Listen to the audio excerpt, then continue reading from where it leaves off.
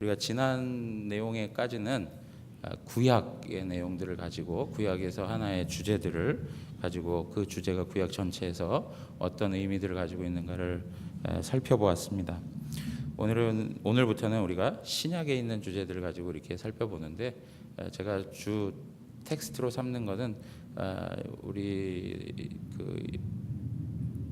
조금 이전의 신학자이긴 하지만 도널드 거슬리라고 하는 분의 신약의 내용을 정리해가지고 같이 나눌 것입니다. 그래서 한 가지 주제 몇 주간에 걸쳐서 이렇게 계속 살펴볼 계획인데, 오늘 첫 번째가 하나님에 대한 내용인 것입니다. 여러분, 세상에는 무신론자들이 있습니다. 하나님이 어디 있냐? 하나님 있으면 나오라 그래. 하나님을 믿느니 내 주먹을 믿지, 이러면서 신 존재에 대해서 부인하는 사람들이 있습니다. 그리고 또 어떤 분들은 신 존재에 대해서는 인정을 합니다. 그러나 그 신 존재하고 우리의 삶하고는 전혀 관계가 없다, 그렇게 생각하는 분들이 있습니다. 그러니까 그걸 우리가 이제 뭐라고 얘기하냐면 이신론이라고 하는데, 하나님의 존재는 인정하면서 그 하나님하고 인간 세계하고는 완전히 분리되어 있다라고 보는 견해입니다. 그리고 또 어떤 사람들은 인간 사회뿐만 아니라 모든 만물에 신이 다 배어 들어가 있다. 그래서 나무도 뭐가 되는 거예요? 신이 될 수 있어요. 동물들도 뭐가 될 수 있어요? 신이 될 수 있어요. 그걸 우리는 이제 범신론의 토대에서 이해하는 신론인 것이죠. 그래서 여러분들이 잘 알고 있는 그런 힌두교라든가 이런 데서 보는 관점이 그러한 것이죠. 그래서 모두 다 나 자신도 뭐가 될 수 있어요? 신이 될 수 있다, 이렇게 보는 견해들이 있는 것입니다. 그런데 우리 성경에서 하나님을 두고 말할 때, 하나님은 살아계신 하나님이시다. 그리고 하나님은 인격적인 하나님이시다. 그런 말씀을 우리에게 하십니다. 그래서 우리는 인격적인 하나님을 만나야 됩니다. 그분의 임재와 그분의 능력을 경험하며 살아갈 수 있습니다. 완전히 분리되지도 않고요. 또 우리가 신의 자리에 오를 수도 있는 것도 아니고, 하나님 그분, 그리고 우리 인간, 그리고 그 하나님과 우리 인간이 영적인 만남을 가질 수 있다는 것. 우리가 사실은 하나님에 대하여서 지식적으로 많은 이야기를 들을 수도 있고 하지만, 중요한 것은 그분을 인격적으로 만나야 된다는 것입니다. 우리가 살펴보고 있는 이런 신약에서의 하나님에 대한 이야기는 구약 성경에서 이미 말씀하셨던 내용하고 다를 바 없습니다. 그런데 한 가지 중요한 변화가 있는데, 예수 그리스도가 이 땅에 오심으로 말미암아 우리들 안에 하나님에 대한 이해가 완전히 바뀌게 된 그런 부분들이 있습니다. 그 무엇이냐면 바로 하나님이 멀리 계시지 아니하고 우리와 함께 하신다라고 하는 것에 대한 아주 분명한 의미가 전달되고 있다는 것이죠. 하나님은 가까이 계신다. 하나님은 그리스도 안에서 역사하신다라고 하는 것을 신약 성경을 통해서 우리에게 보여주고 있습니다. 우리가 잘 알고 있지만 오늘 읽은 말씀, 로마서 11장 33절에서 36절에 있는 말씀을 보아도 인간의 생각으로는 하나님의 모든 것을 헤아릴 수가 없습니다.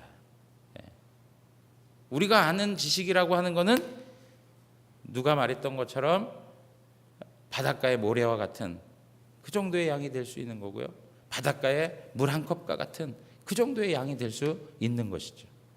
우리가 그 하나님을, 그 깊으신 하나님을 다 헤아릴 수가 없다는 거예요. 그럼에도 불구하고 우리는 하나님을 알 수 있는 길이 있는데, 그것은 무엇이냐면 하나님께서 우리에게 계시한 것을 토대로 하나님을 알 수 있다는 거예요. 하나님이 우리에게 계시한 것을 토대로 하나님을 알 수 있다. 하나님은 자기 자신을 우리에게 나타내 주시고, 그 하나님을 알아가는 인간들은 하나님을 알면 알수록 어떻게 돼요? 하나님을 경외하게 된다는 거예요. 그래서 하나님을 아는 지식과 하나님을 경외하는 것이 분리되지 않는다는 거예요. 하나님을 알면 알수록 우리 인간은 어떻게 하나님을 경외하고 하나님 앞에 예배하는 자로 서게 될 수 있다는 것이죠. 사랑하는 성도 여러분, 우리가 하나님 앞에 예배 드리는데 하나님에 대한 지식 없이 예배 드릴 수가 없습니다. 하나님에 대한 분명한 지식을 갖고 하나님을 아는 그 내용을 가지고 거기에 합당하게 하나님 앞에 예배 드릴 수 있는 것입니다. 그래서 우리가 하나님을 모르면 나 자신도 모르고, 그래서 칼빈도 가장 중요하게 얘기했던 게 뭐냐면 하나님을 아는 것이 중요하다. 하나님 아는 것이 중요하다. 그러할 때 우리 인간이 어떠한 존재인지를 또한 분명히 알 수 있다. 그렇게 얘기했습니다.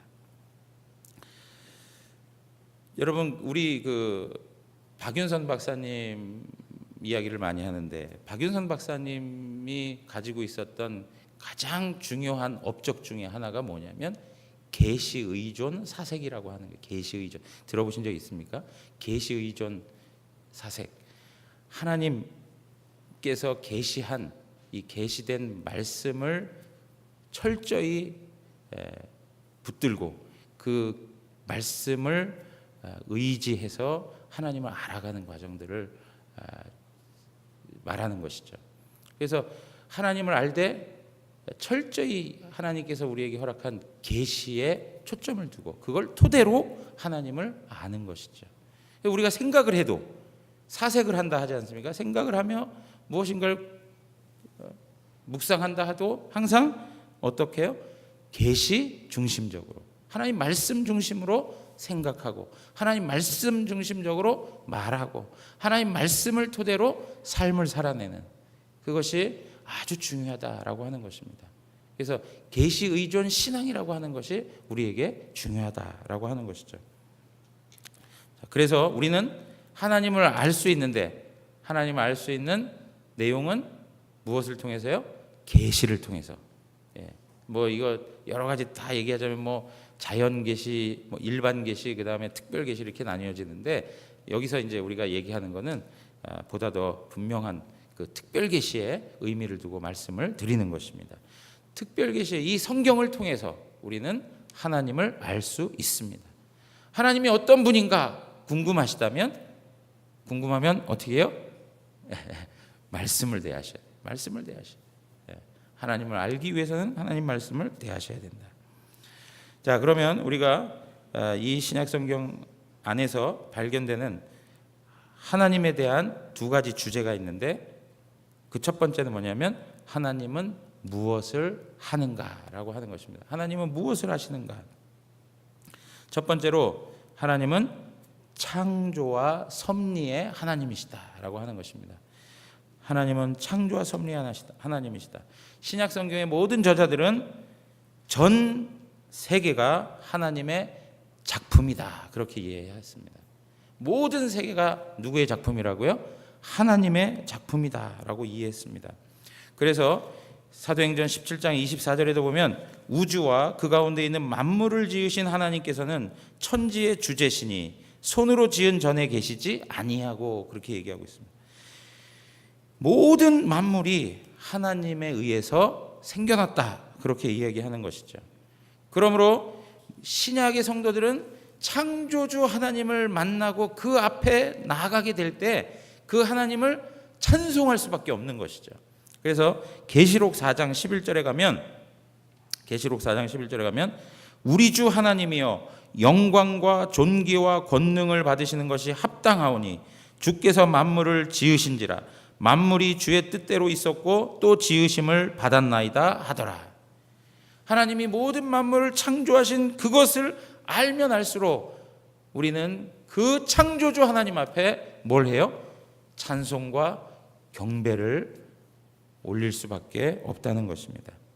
사랑하는 성도 여러분, 이 세상은 하나님께서 말씀으로 지으셨습니다. 하나님께서 말씀, 우연히 생겨난 일들이 아니라는 것이죠. 하나님이 태초에 천지를 창조하셨다. 하나님이 태초에 천지를 창조하셨다라고 하는 것은 하나님은 그 이전에 어떻게 하셨다는 거예요?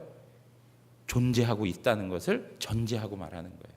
하나님이 태초에 천지를 창조하셨다, 모든 만물을 만드셨다라고 하는 말은 창세 전에, 하나님이 모든 만물을 만들기 이전에 이미 어떠셨다고요? 존재하고 계셨다라고 말하는 것입니다. 그러므로 하나님은 어떠한 무엇에 의하여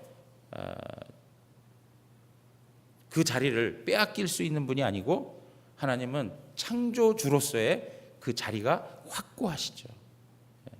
그래서 어떠한 무엇이 하나님의 자리에 서서 경배와 찬송을 받는 것은 합당치 아니한 것이다. 그것은 뭐가 되는 것입니까? 우상이죠, 우상.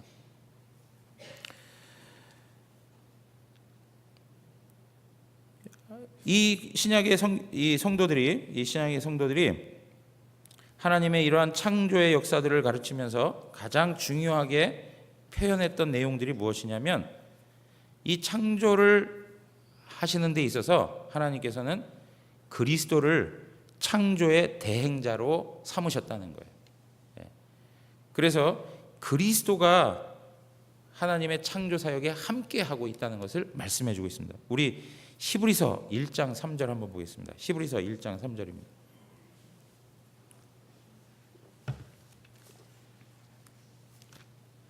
자, 우리 이쪽 줄은 히브리서 1장 3절 한번 읽으시고요. 이쪽 줄은 골로새서 1장 16절 한번 읽어주시면 좋겠습니다.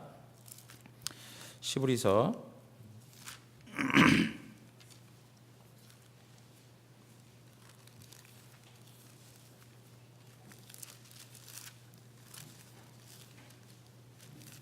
자, 다 같이 읽겠습니다. 1장 3절입니다. 이는 하나님의 영광의 광채시요 그 본체의 형상이시라. 그의 능력의 말씀으로 만물을 붙드시며 죄를 정결하게 하는 일을 하시고 높은 곳에 계신 지극히 크신 이의 우편에 앉으셨느니라. 아멘. 그러니까 창조 사역에 누가 함께하고 있습니까? 그리스도께서 함께하고 있습니다. 자, 골로새서 1장 16절입니다. 골로새서 1장 16절 찾으셨습니까? 한번 읽어 주십시오. 골로새서 1장 16절입니다.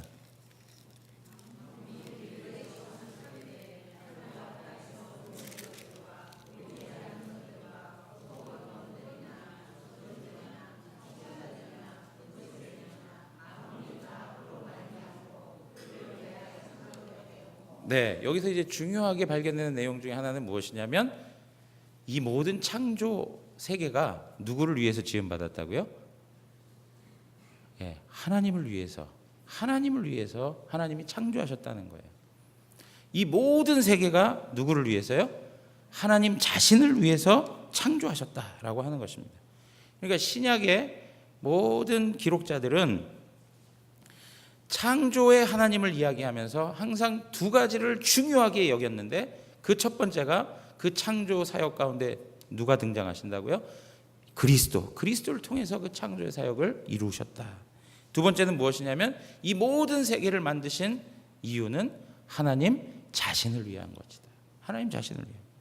그러므로 우리가 늘 기억하고 살아야 될 것이 무엇이냐면, 이 세상은 인간의 것이 아니라는 거예요.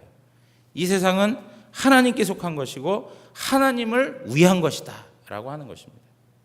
그런데 여기 보십시오. 이 모든 세상의 모습을 보면서 우리 인간은 죄 가운데에서 모든 것을 다 인간을 위해서 만들기 시작하고, 인간 때문에 모든 것을 다 잃어버리고 파괴하고 훼손하는 그런 일들을 우리가 저지르고 산단 말이죠. 그래서 정말 하나님 앞에서 바른 신앙의 내용을 가지고 있는 사람들은 세상을 보는 관점도 누구의 눈을 가지고 보는 거예요? 하나님의 관점으로 바라봐야 되는 것이죠. 무슨 환경단체에서 주장하는 그런 의미가 아니고, 인간과 환경이 하나가 되어서 함께 동등한 그런 어떤 존재로서 살아가는 그런 대상이 아니라, 하나님께서 이 모든 세상을 하나님을 위해 지으시고 우리 인간들에게 그 모든 것들을 잘 관리하여 하나님 앞에 영광이 되도록 우리에게 맡기셨다는 것을 우리는 기억하고 살아야 되는 것입니다. 그러므로 우리의 삶에 작은 것일지라도 그 주권을 누구에게 둬야 됩니까? 하나님께 둬야 됩니다. 하나님께 둬야 됩니다. 어떤 분들은 하나님이 이렇게 창조하시고 하나님은 지금 하나님의 세계에서 무엇인가 하시고 이 세상은 전혀 관심이 없으시다. 아까 제가 초반에 말씀드린 것처럼 이신론이죠. 자연신론이라고 합니다. 그래서 하나님 그분하고 우리 세계하고 완전히 단절되었다라고 이야기해요. 그리고 이 세상은 하나님이 법칙을 주셔서 그 법칙대로 굴러가는 세상이라고 생각을 하는 거예요. 그런데 성경은 그렇게 말하지 않습니다. 하나님은 창조의 하나님일 뿐더러 더 나아가서 하나님은 섭리의 하나님이십니다.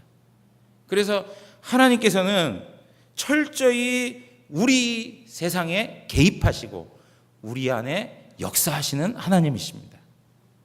그래서 어떻게 하십니까? 참새 한 마리도 누구의 손 안에 있습니까? 하나님의 손 안에 있습니다. 새들과 꽃들도 누구의 손 안에요? 하나님의 손 안에 있습니다. 저의 머리 한 가락도 누구의 손 안에 있습니까? 하나님의 손 안에 있는 것입니다. 하나님이 그 모든 것을 다 세심바 되신다고 말씀하셨습니다. 한 2주 전에 생머리 2개를 어떻게 다 잘못 뽑게 됐는데 얼마나 마음이 안타깝던지 그것도 하나님의 섭리라. 네? 여러분 이 세세한 모든 것, 인간 삶의 세세한 모든 것들 그 가운데 하나님의 섭리의 손길이 있다는 것을 우리는 고백하고 사는 거예요. 그래서 고난이라고 하는 현실, 어려운 현실도 누가 주시는 거예요? 누구의 손 안에 있는 거예요? 하나님의 손 안에 있는 것입니다. 사도행전 17장 25절에 보니까 또 무엇이 부족한 것처럼 사람의 손으로 섬김을 받으시는 것이 아니니 이는 만민에게 생명과 호흡과 만물을 친히 주시는 이심이라 그랬습니다. 여러분 오늘 우리가 호흡을 가지고 지금 살아가고 있다는 것 하나님의 섭리 가운데서 하나님 뜻이 있기 때문에 존재하고 있는 거예요. 믿으십니까? 네? 남동구 인천 남동구에 불이 나가지고 그죠? 아기 엄마가 된 지 몇 개월 되었는데 하나님이 그 생명을 가져가셨어요. 악인이든지 선인이든지 의인이든지 모든 사람의 주권을 하나님이 가지고 있으며 하나님의 뜻대로 경영해 가시는 것입니다. 오늘 우리가 이러한 내용들을 고백하면서 이 하루를 살아갈 때에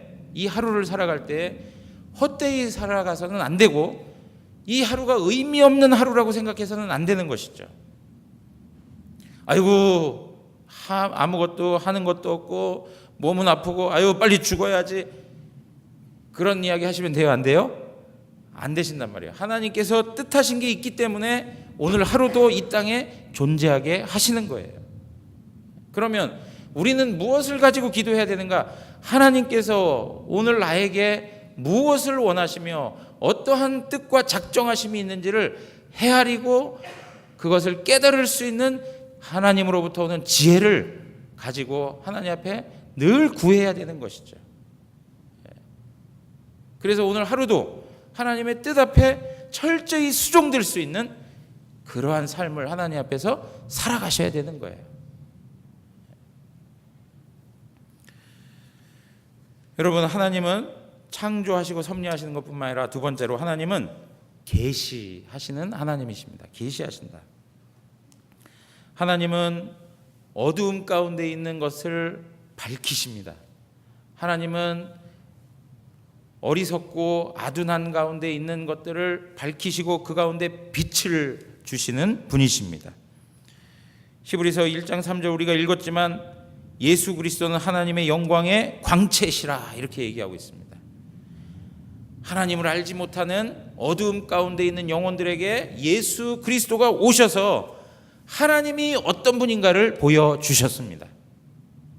여러분 그래서 우리가 잘 알고 있는 것처럼 예수 그리스도를 아는 자는 하나님을 아는 것이죠. 예수 그리스도를 본 자는 하나님을 본 것입니다. 우리 요한복음 14장으로 한번 가서 보겠습니다. 요한복음 14장입니다.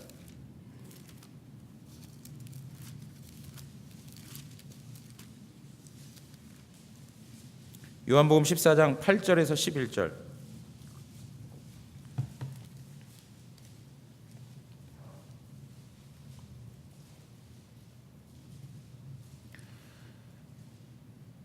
(8절) 보면 빌립이 이르되 주여 아버지를 우리에게 보여 주소서 그리하면 족하겠나이다. 예수께서 이르시되 빌립아 내가 이렇게 오래 너희와 함께 있으되 내가 나를 알지 못하느냐? 나를 본 자는 아버지를 보았거늘 어찌하여 아버지를 보이라 하느냐?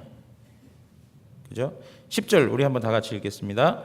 내가 아버지 안에 거하고 아버지는 내 안에 계신 것을 내가 믿지 아니하느냐? 내가 너희에게 이르는 말은 스스로 하는 것이 아니라 아버지께서 내 안에 계셔서 그의 일을 하시는 것이라. 내가 아버지 안에 거하고 아버지께서 내 안에 계심을 믿으라. 그렇지 못하겠거든 행하는 그 일로 말미암아 나를 믿으라. 그래서 예수 그리스도를 믿으면 누구를 믿는 거예요? 하나님을 믿는 거예요. 예수 그리스도를 보고 알면 하나님을 보고 아는 거예요. 그래서 하나님께서 이 세상 가운데 허락한 계시 중에 가장 으뜸은, 가장 절정은, 가장 최고봉은 바로 예수 그리스도입니다. 예수 그리스도예요. 하나님께서는 구약 성경에서부터, 구약에서부터 역사적으로 계속적으로 하나님께서는 계시하셔서 누구를 드러내셨습니까? 예수 그리스도를 보여주셨고 그 예수 그리스도를 통해서 하나님이 어떤 분이신지를 우리에게 밝히 드러내 주셨습니다. 이 세상에 예수님은 빛으로 오셨습니다. 어두움 가운데 있는 영혼들을 밝히셨습니다. 그러므로 우리가 잘 알아야 될 내용 중에 하나가 무엇이냐면, 우리가 하나님을 알 수 있는 것은 인간적인 노력과 행위와 조건을 통해서 하나님을 알 수가 없습니다. 다른 종교, 다른 방식을 통해서는 하나님을 알 수가 없습니다. 우리가 하나님을 알 수 있는 유일한 길은 오직 예수 그리스도, 그분밖에는 없습니다.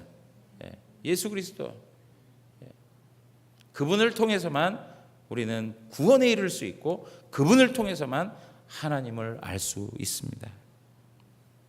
세 번째는 하나님은 통치하시는 하나님이십니다. 구약 성경에서 하나님께서는 나라의 모습을 가지고 한 왕을 세우시고 하나님께서 진정한 왕이심을 다양한 방식으로 우리에게 설명해 주셨습니다. 그러한 내용들이 신약에 와서는 예수님께서 천국이 가까웠느니라 하시면서 하나님의 나라에 대한 개념을 말씀해 주셨어요. 하나님의 나라. 여러분, 하나님의 나라의 왕은 누구이십니까? 하나님이십니다. 그래서 하나님 나라에 대한 그 가르침을 예수님께서 이 땅에 오셔서 끊임없이 말씀하셨습니다. 산상수훈의 내용이 무엇입니까? 하나님 나라의 가르침입니다. 하나님 나라의 가르침. 예수님이 이 땅에 오셔서 제자들에게, 사람들에게 말씀하신 가장 중심된 내용 중에 하나가 바로 하나님의 나라입니다. 그러면 그 나라를 통치하시는 왕 되신 하나님에 대하여서 신약의 성도들은 끊임없이 하나님 나라를 통해서 그분을 드러내는 것이죠. 사랑하는 성도 여러분, 하나님께서는 하나님의 주권을 가지고 하나님의 나라를 완성해 가고 있습니다. 지금도 하나님의 나라가 이 땅에 임하였고 장차 완전히 우리 가운데 임하게 될 줄 믿습니다. 지금도 하나님은 왕으로서 그 나라를 이루어가고 있다는 것을 성경은 말해주고 있습니다. 베드로전서 3장 22절에 보면 그는 하늘에 오르사 하나님 우편에 계시니 천사들과 권세들과 능력들이 그에게 복종하느니라. 모든 것의 권세를 우리 하나님이 가지고 계시다. 하나님의 아들 예수 그리스도가 왕 되신 분이라는 것을 설명하고 있습니다. 이러한 내용들이 요한계시록이라든가 이런 방식 안에서 하나님의 통치를 설명하는데 그 하나님을 무엇으로 어떻게 묘사하느냐면 전능하신 하나님이라 이렇게 표현하고 있어요. 전능하신 하나님. 요한계시록 4장 8절에 보면 네 생물이 각각 6날개를 가졌고 그 안과 주위에는 눈들이 가득하더라. 그들이 밤낮 쉬지 않고 이르기를 거룩하다 거룩하다 거룩하다 주 하나님 곧 전능하신 이여. 전에도 계셨고 이제도 계시고 장차 오실 이시라. 전능하신 하나님. 여러분, 하나님이 하나님 나라의 왕이시라고 할 때에 그가 모든 것을 통치하실 수 있는 능력이 어디서 오느냐? 하나님의 전능하심에서 있는 거예요. 하나님의 전능하심. 하나님이 전능하시지 못하다면 모든 만물을 통치하실 수 있습니까? 없습니까? 통치하실 수 없습니다. 하나님이 전능하시기 때문에 그 모든 것들이 가능하다 이렇게 말씀하고 있는 것입니다. 사랑하는 성도 여러분, 우리 하나님이 최고의 권능을 가지신 분이십니다. 하나님 못하시는 게 있으세요? 없으세요? 못하시는 게 있으세요. 네. 스바냐 3장 17절 보면 우리를 바라보시면서 기쁨을 이기지 못하신다. 예? 예? 우리를 바라보시면서 기쁨을 이기지 못하신다. 얼마나 놀라운 말씀인지 몰라요. 모든 걸 다 하시는 하나님, 전능하신 하나님이라고 이야기해놓고 우리를 보면서 기쁨을 이기지 못하시겠다. 참 소름이 돋습니다. 예? 그 하나님에 대한 사랑과 은혜를 생각하면. 자, 네 번째로 하나님은 어떤 분이시냐? 하나님은 구원하시는 하나님이십니다. 하나님은 구원의 하나님이시다. 우리는 신약 성경 전체를 읽어보고 어디를 피든지 하나님은 구원의 하나님이심을 여러 곳곳에서 읽어갈 수 있습니다. 신약의 내용 전체가 구원의 스토리입니다. 그래서 하나님이 구원하신다 할 때 그 구원의 방식은 항상 누구를 통해서입니까? 예수 그리스도를 통해서 이루어지고 있음을 말씀해 주고 있습니다. 그런데요, 여러분, 구원을 하시는데 어떠한 관계 안에서 그 백성들을 구원해 가시냐면 정말 자상하고 자비로운 아버지로서 아들을 대하시듯이 그 백성들을 구원해 가신다는 거예요. 하나님과 우리와의 관계가 어떠하느냐? 하나님은 아버지가 되시고 우리는 그의 자녀가 되어서 아버지와 아들로서 그 자상한 아버지의 사랑으로서 그 자녀들을 죄와 사망에서 건져내시는 그런 하나님의 은혜와 사랑을 나타내 주신다는 것이죠. 하나님은 멀리 있는 존재가 아닙니다. 두려운 존재로만 존재하지 않습니다. 그래서 예수님께서 가르쳐 주신 기도의 내용 가운데 하늘에 계신 우리 아버지여 그렇게 표현하고 있어요. 하나님에 대해서 말씀하기를 하늘에 계시다라고 얘기합니다. 하늘에 계시면 너무 멀리 계신 것 같지 않습니까? 맞습니다. 하나님은 하늘 위에 계신 분이세요. 모든 만물을 초월하시는 주권자가 되시는 거예요. 맞는 말이에요. 그러나 그분이 누구의 하나님, 누구의 아버지라고요? 나의 아버지가 되신다. 우리의 아버지가 되신다. 얼마나 친밀한 고백인지 몰라요. 그래서 우리는 그냥 아버지라 이렇게 얘기하지만 사실 성경에서 뭐라고 표현하고 있습니까? 아바 아버지라. 아바 아버지라. 구약 어디에서도 이런 표현을 볼 수가 없죠. 아바 아버지라고 하는 표현. 하나님 아빠라고 하는 이러한 표현들이 신약 성경에 아주 강력하게 나타나고 있는 것을 볼 수 있습니다. 하나님의 아들 되신 예수 그리스도가 하나님을 향하여 아버지라고 불렀습니다. 그리고 그만 아버지라고 부른 것이 아니라 주님을 따르던 제자들도 하나님을 향하여 아버지라 불렀습니다. 그러나 그 예수 그리스도가 아버지라고 하는 것과 우리들이 아버지라고 하는 그 관계는 약간의 구별은 있습니다. 구별은 있습니다. 어떤 구별입니까? 우리 하이델베르그 요리문답을 같이 나눌 때도 배웠지만 우리 예수님과 하나님 아버지와의 관계에서는 친아들 관계가 있고 우리는 어떠한 존재라고요? 양자 삼은 양자된 관계에 있다는 것이죠. 요한복음 20장 7절 한번 읽어보실래요? 요한복음 20장 7절입니다.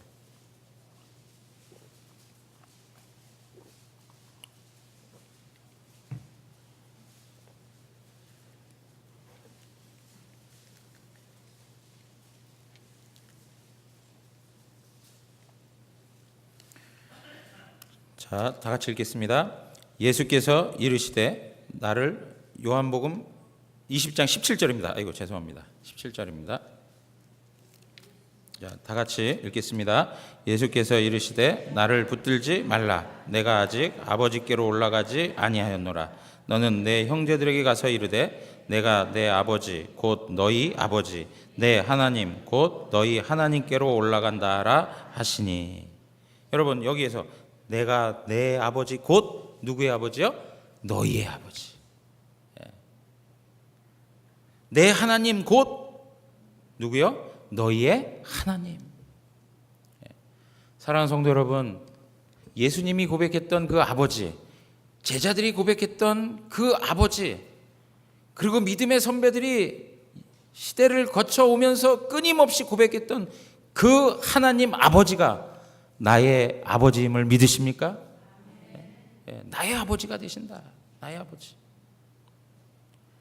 그 아버지는 전능하신 아버지시다. 전능하신 아버지. 그러니까 이러한 고백에 대해서 그 당시에 율법주의자들은 어떤 생각을 했을까요?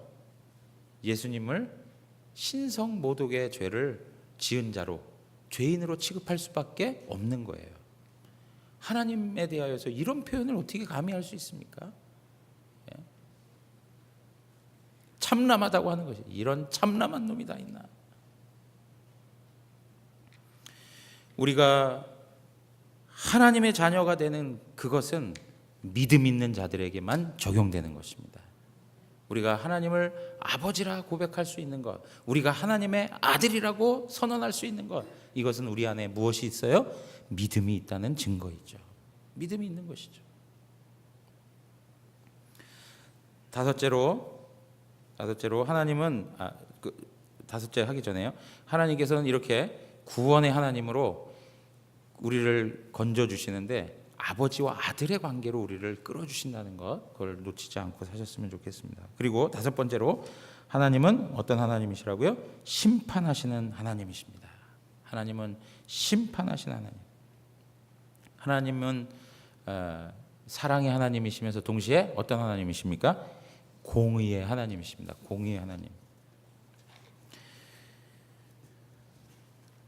로마서 2장 16절에 보면 곧 나의 복음에 이른 바와 같이 하나님이 예수 그리스도로 말미암아 사람들의 은밀한 것을 심판하시는 그날이라, 그렇게 얘기했습니다.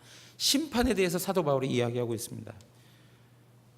우리가 지난 주일날 말씀을 살펴봤지만 심판에 대한 이야기, 우리 지난번에 또 문 목사님 통해서 말씀의 주제가 무엇이었습니까? 심판에 대한 이야기였습니다. 심판하신다. 그러한 구약 성경의 심판의 내용들을 신약의 성도들, 신약의 그 가르침들은 그대로 설명해주고 있습니다. 심판하신다.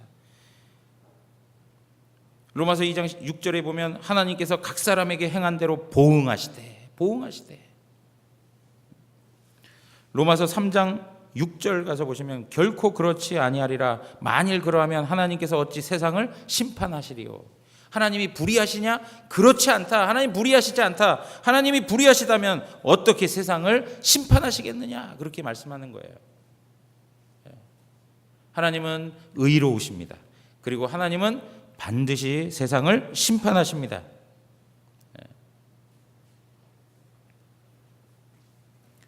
여러분, 오늘날 세상을 한번 보십시오. 거듭거듭 말씀드리는 이야기지만 이 세상은 짜증날 정도로 살아가는데 참 힘듭니다. 우리로 짜증나게 하고 우리로 화나게 하고 우리를 지치게 하고 우리에게 절망스럽게 하는 일들이 어디서 발생되고 있습니까?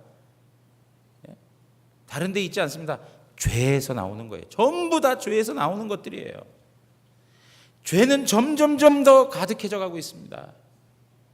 마음은 더 강팍해져 가고 폐역하게 되고 죄를 지어도 그것이 죄인지 모르는 그 무감각한 심령들이 되어버렸습니다.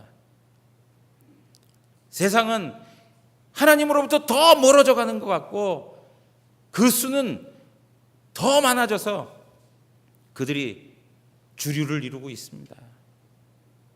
하나님의 말씀을 부여잡고 진실하고 정직하고 하나님 앞에서 의롭게 살아가는 성도들은 눈에 띄지 않습니다.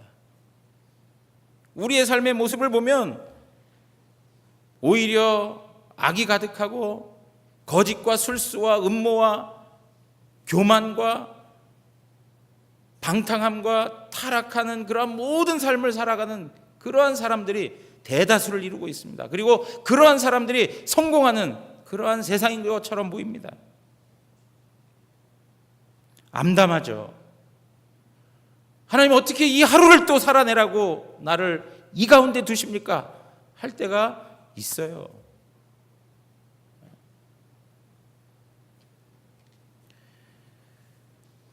그런데 여러분 보세요. 바벨론으로 끌려갔던 그 포로들이 느꼈던 감정이 오늘날 우리가 느끼는 감정과 다를 바 없다고 저는 생각합니다.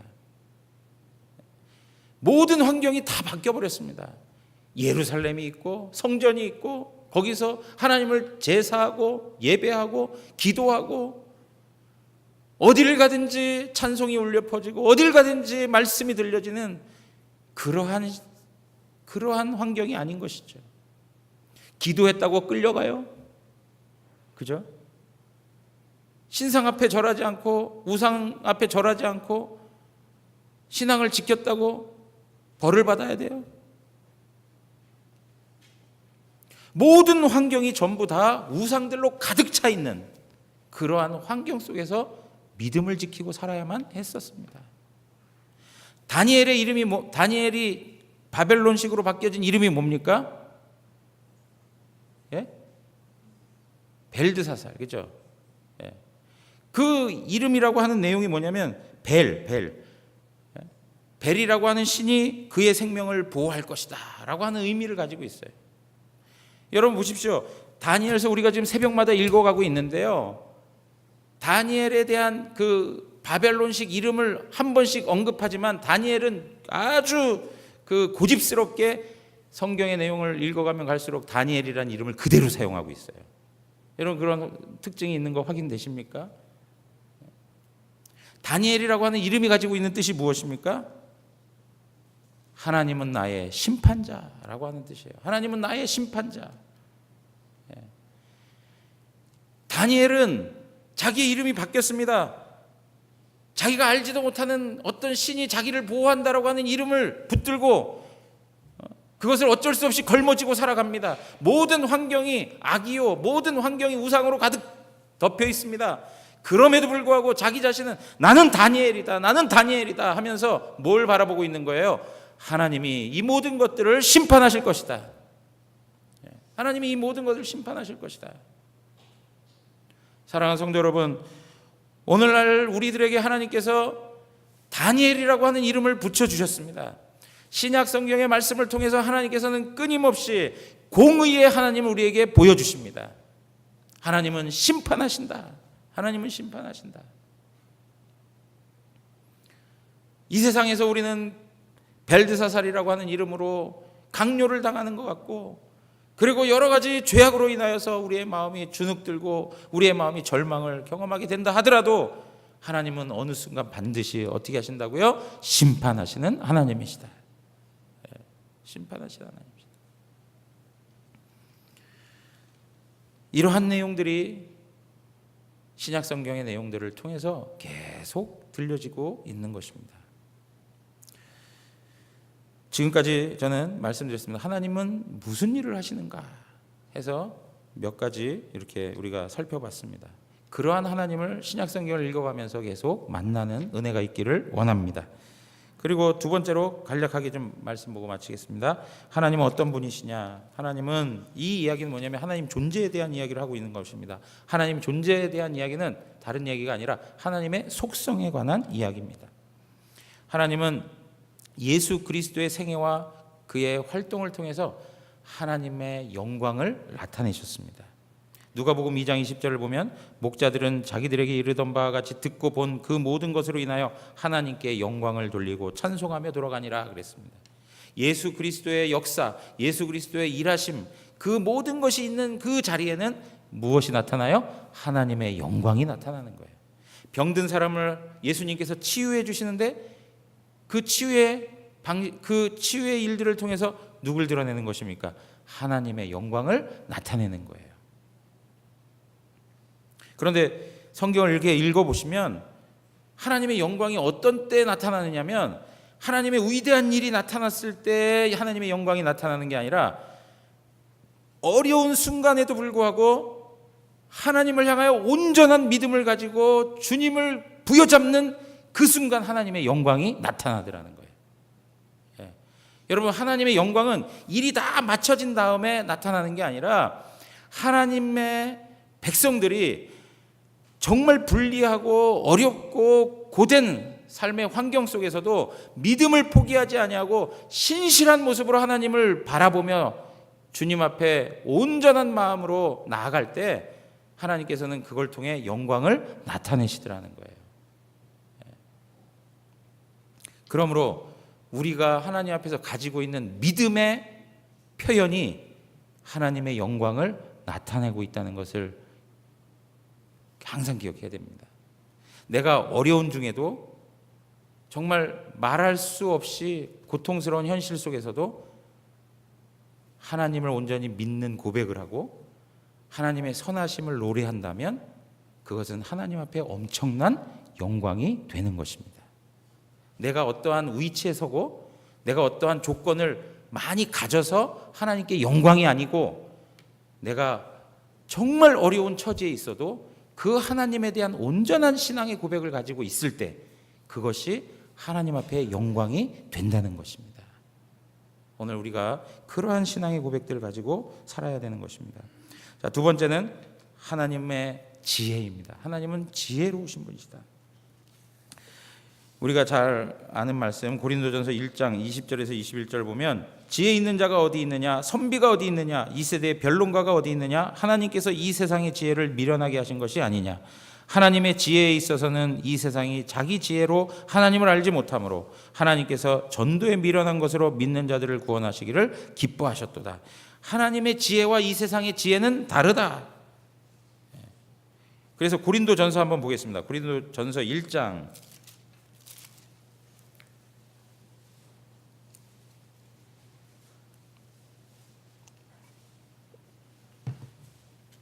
1장 30절, 고린도전서 1장 30절입니다. 다 같이 읽겠습니다. 너희는 하나님으로부터 나서 그리스도 예수 안에 있고 예수는 하나님으로부터 나와서 우리에게 지혜와 의로움과 거룩함과 구원함이 되셨으니. 여러분, 누가 지혜라고요? 예수 그리스도가 지혜인 거예요. 예수 그리스도가 지혜. 그래서 골로새서의 말씀에 이 말씀이 있지 않습니까? 그 안에는 모든 감추어진 지혜와 지식의 보화가 담겨 있다. 누굽니까? 그리스도 안에. 그리스도 안에. 사랑하는 성도 여러분, 하나님께서는 완전한 지식을 가지고 하나님의 지혜를 우리의 삶에 나타내 주시는 분입니다. 그래서 하나님 앞에서 감추어질 것이 없습니다. 하나님 앞에 드러나지 않을 것이 없습니다. 신약 성경은 하나님 앞에 감추어질 수 있는 것이 없다, 드러나지 않을 것이 없다라고 이렇게 얘기하고 있습니다. 하나님은 모든 것까지 다 아시는 분이십니다. 그러면 그 하나님은 모든 전 역사를 통해서 아시는 하나님인데 우리의 속사정을 아실까요? 모르실까요? 예? 우리의 속사정도 다 아시는 분이세요. 여러분 그거 믿으십니까? 예. 우리의 속사정도 아시는 하나님이세요. 그러므로 신약의 많은 성도들은 하나님의 완전한 지식 가운데 나타난 하나님의 뜻을 붙들기 위해서 하나님 앞에서 헌신했던 그런 삶의 모습들이 있습니다. 우리가 가장 대표적인 그 말씀의 내용들을 보면 우리 지난주 주일 오후 예배 때 같이 말씀 나눴던 바처럼 로마서 12장 1절 2절인데요. 그러므로 형제들아 내가 하나님의 모든 자비하심으로 너희를 권하노니 너희 몸을 하나님이 기뻐하시는 거룩한 산제사로 드리라. 이는 너희가 드릴 영적 예배니라. 너희는 이 세대를 본받지 말고 오직 마음을 새롭게 함으로 변화를 받아 하나님의 선하시고 기뻐하시고 온전하신 뜻이 무엇인지 분별하도록 하라. 모든 성도들이 하나님 앞에서 가져야 할 태도가 뭐냐? 완전한 지식을 가지신 하나님의 지혜의 일들 가운데 전적으로 수종들고 그 뜻을 따라 순종할 수 있는 삶을 살기를 소망하는 것이죠. 사랑하는 성도 여러분, 우리가 살면서 나보다 지식 있고 나보다 지혜 있는 사람을 쫓아서 행할 때가 얼마나 많습니까? 그죠? 난감한 문제가 생겨났을 때 어떻게 해야 될지 몰라서 참 방황하고 있을 때 어떤 현인이 나타나서 지혜를 말한다든가 어떤 지식 있는 자가 나타나서 우리에게 갈 길을 제시해 준다고 하면 귀가 확 열리지 않습니까? 그런데 그러한 사람들에 대한 소중함도 우리가 알고 살아가는데 사실은 그들도 연약함이 있고 그들도 실수함이 있는 것이죠. 어떤 분들은 그냥 그렇게 쫓아갔다가 함께 망해가지고 큰 문제를 경험하는 분들이 얼마나 많습니까? 사람 잘못 만나가지고 내가 그때 판단을 잘못해가지고 내 인생 망쳤다고 막 이렇게 얘기하는 분들 얼마나 많아요. 그런데 여러분, 가장 확실한 분이 누구시냐? 예수 그리스도. 하나님 그분의 지식을 따르고 그분의 지혜를 추구하면 거기에는 결코 실패함이 없습니다. 하나님께서 우리를 완전한 곳으로 인도해 주실 줄 믿습니다. 그리고 한 가지 분명히 우리 삶에 기억하고 사셔야 될 게 무엇이냐면, 그렇기 때문에 우리의 고난도 하나님께서 허락한 하나님의 완전한 지식과 뜻을 가지고 있다는 것을 기억하시고 그것 또한 믿음으로 감당해 내셔야 된다는 겁니다. 내가 좋을 때는 이게 하나님의 뜻이고 하나님의 지식은 완전하다고 하고 하나님 지혜로우시다고 고백을 하고, 나한테 불리하고 나한테 아픔이 있고 내 안에 속상함이 있으면 도대체 뭔지 모르겠다고 하고 도대체 이런 일이 왜 생겼냐고 하고 막 원망할 때가 얼마나 많습니까? 그러나 고난의 환경조차도 하나님께서 완전한 지식을 가지고 우리 가운데 허락해 주시고 우리의 삶을 이끌어 가시는 것입니다. 우리는 그 하나님의 완전하심에 묶여 있는 존재라는 것을 믿으시기 바랍니다. 그리고 이제 한 가지 더 말씀드리면, 하나님은 거룩과 의로움을 가지고 계신데 그 거룩과 의로움을 가지시고 이 모든 세상을 통치하시고 그리고 이 모든 세상을 반드시 심판하실 것입니다. 그러나 하나님은 무엇보다도 가장 중요한 그러한 속성을 갖고 계시는데 그것이 바로 사랑입니다. 사랑. 우리 하나님은 사랑이십니다. 그 하나님을 더 깊이 알면 알수록 우리 또한 하나님의 사랑으로 가득 채워지게 되어 있습니다. 하나님의 말씀을 펴서 읽을 때마다 사랑의 하나님을 만나게 됩니다. 거기에서 우리는 감동하게 되고 거기서 우리는 변화를 경험하게 되고 거기서 우리는 영적으로 성숙하게 되는 것입니다. 사랑하는 성도 여러분, 하나님의 말씀을 펴서 읽을 때마다 사랑의 하나님을 만나시고 그 하나님의 사랑으로 우리의 심령에 풍성한 사랑을 경험하고 채워가는 은혜가 있기를 주님의 이름으로 축원합니다. 그래서 하나님을 더 깊이 아는 우리 영안교회 모든 식구들 되시기를 주님의 이름으로 다시 한번 축원합니다. 우리